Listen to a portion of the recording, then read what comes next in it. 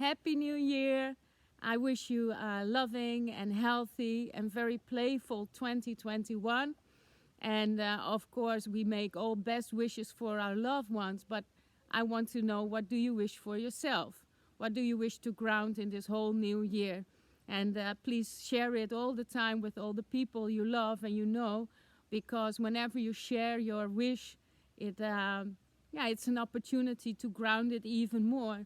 And I know what I wish for myself because, as you know, about 6-7 months ago, I sold my home. It's the home where I live together with the love of my life so far for over 14 years. And in the end of 2018, he died of a very all-consuming, all-you-can-eat cancer. And I left Holland and I couldn't stay in the house anymore. And I wrote my book, RRRauw. And now every week I read one chapter from the book on Friday. I know that in 2021, I for sure want to find a new place to call home again. And of course, calling a place home is not really about like a physical place, but do you feel at home with yourself? And I do feel at home with myself. I do feel connected.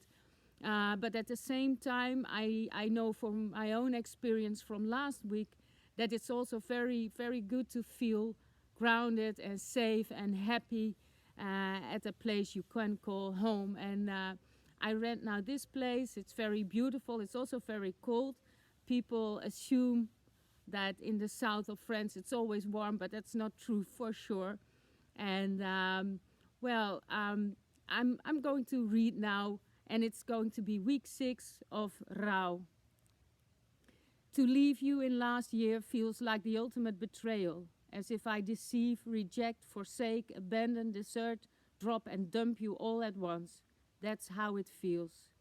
I hate it that time passes by, that your dying month morphs into a new month, and December plays tag with January.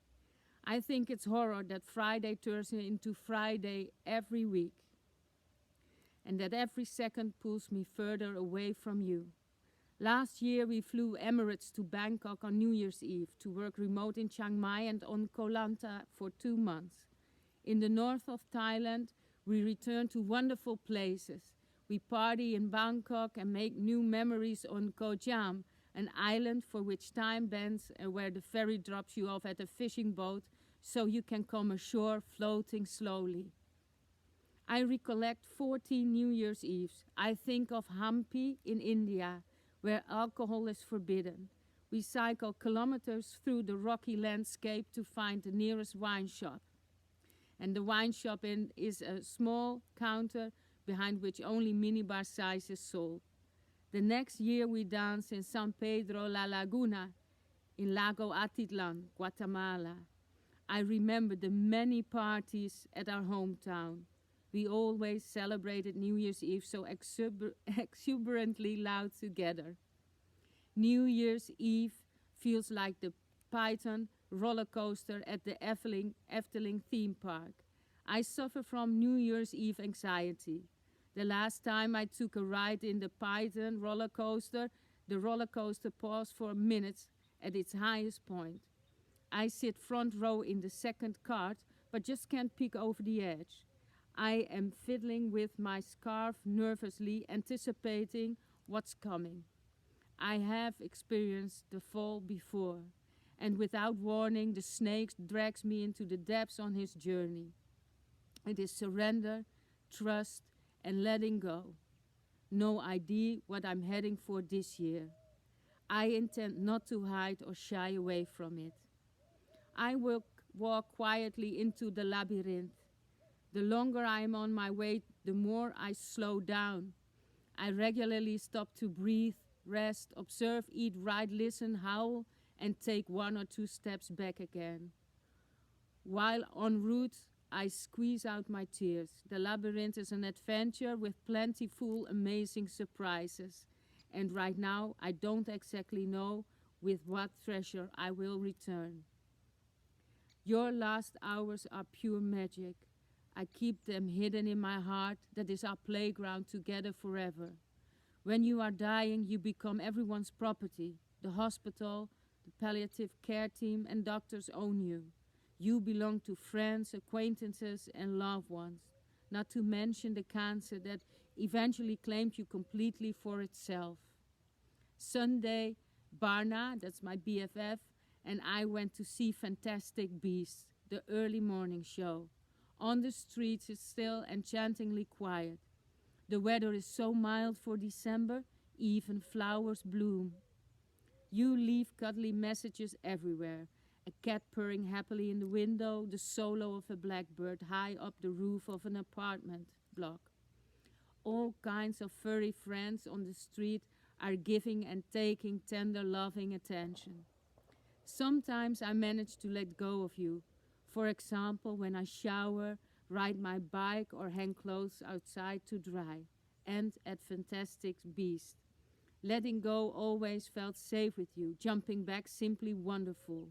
I always look forward to your homecoming or mine. We share jokes, a discovery, or anything practical, mysterious, random.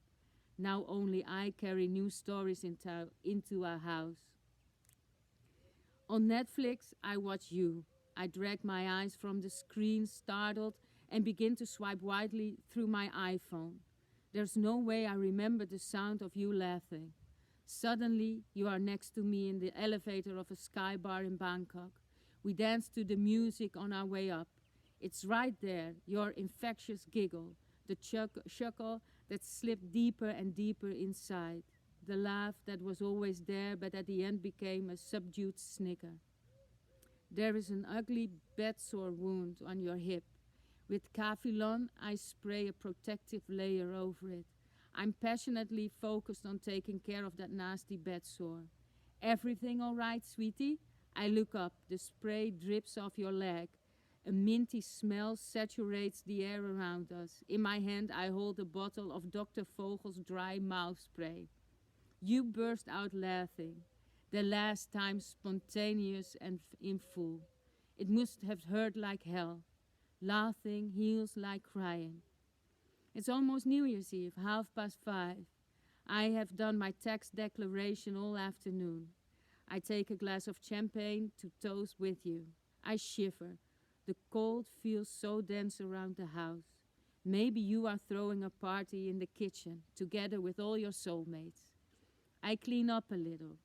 If I have to leave something behind this year, I'll just pick the 500 and something burned out tea light candles that meander through the house like a creative art route and threaten to drag your canned tangerines on their way.